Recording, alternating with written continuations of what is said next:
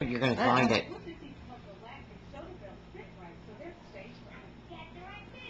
Oh, I got it perfect. No, stop. No, you've got to Stop. see. You've got to see it from all angles because it follows you. If it's really true, it follows you. If you really see it, Honestly, it looks like Jesus almost. it looks like the mandilian, which I'm going to show you on this program in just a minute. That's why I want you to look at the nose. Look at this. Really get it. And don't lose this. You've got to see it from all aspects. I might be able to see it, but I can definitely see it. Just here, work with me. Keep it right there. Keep it right there. Ah. Okay. No, the other way. A little bit right there. Oh, go. Pause. Wait, no, don't pause. Keep it up. I can't pause. Keep it going. Go and then get a picture of the mandilian. Okay, stop speaking. It's gonna be on in just a minute.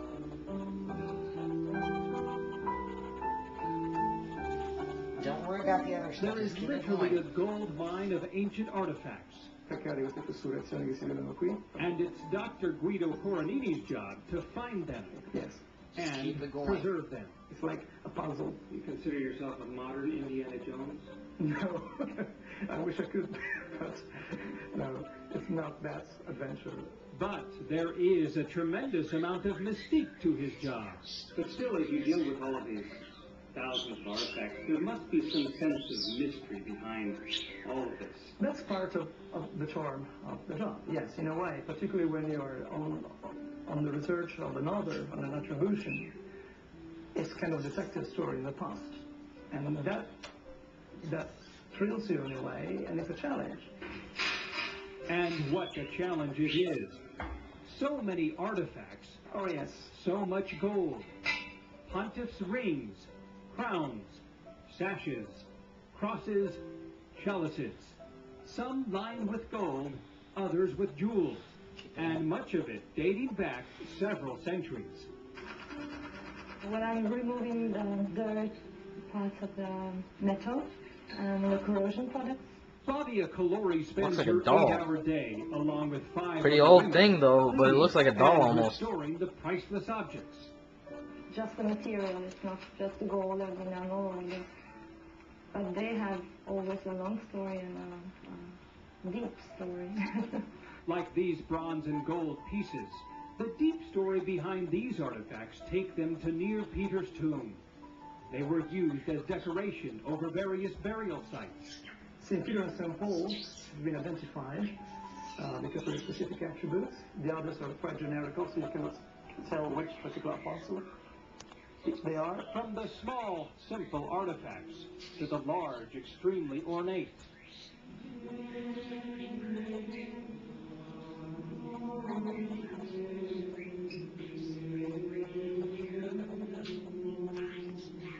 Look at that Each thing. tiara has an amazing story. There's one specific one we're trying to look for, which is called the mandilian. Each story full of mystery and intrigue. Of all these tiaras of the past, there is one that perhaps has one of the most interesting stories. It is this one.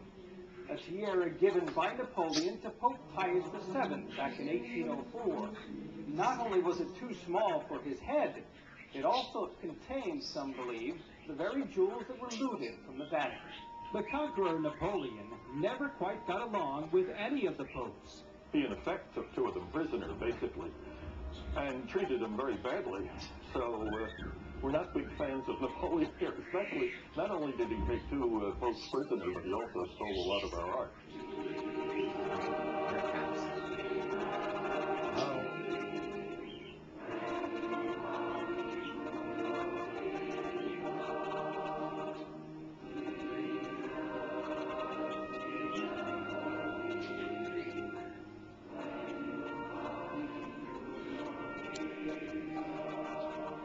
For the first time in the Catholic Church's history, dozens of previously hidden artifacts will leave the Vatican.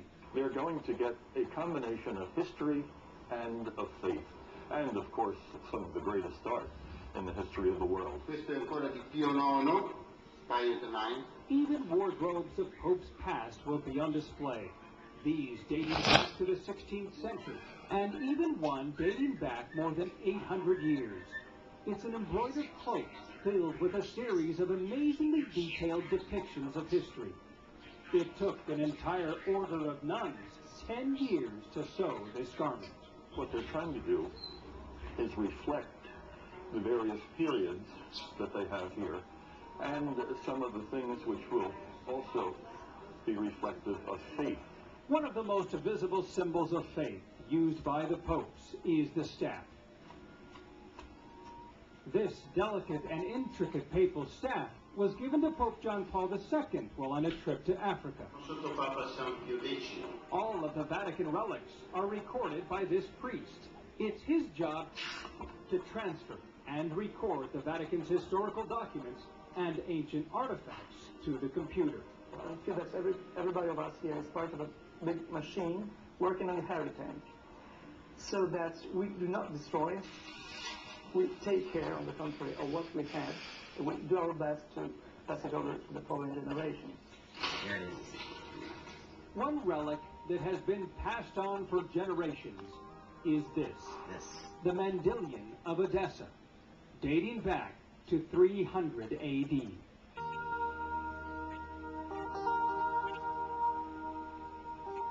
You must be lucky to come across a piece which is really puzzling and really challenging. It is one of the oldest artifacts of the Catholic Church, and one of the most mysterious. The mandilian, currently, as you'll see it, is Almost looks like the thing on the pot we saw. Of Christ. Father Michael Miller once worked at the Vatican and now lives in Houston, serving as president of St. Thomas University. There is an air of mystery, and I think there should be an air of mystery, because part of the fascination of the mandilian, as is the fascination of the shroud, is the fact that Jesus' face is mysterious, because deep within his humanity, of course, is enveloped God. As legend has it, the image of Jesus was said to be miraculously emblazoned upon the thin cloth attached to the frame. There is a beauty, there's a serenity, there's an awesomeness that attaches to the mandilian. And there are even stories of great healings coming from the mandilian.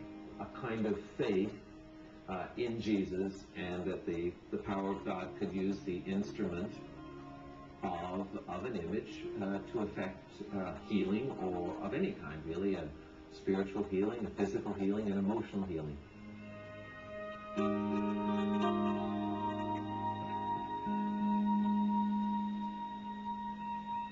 When we come back,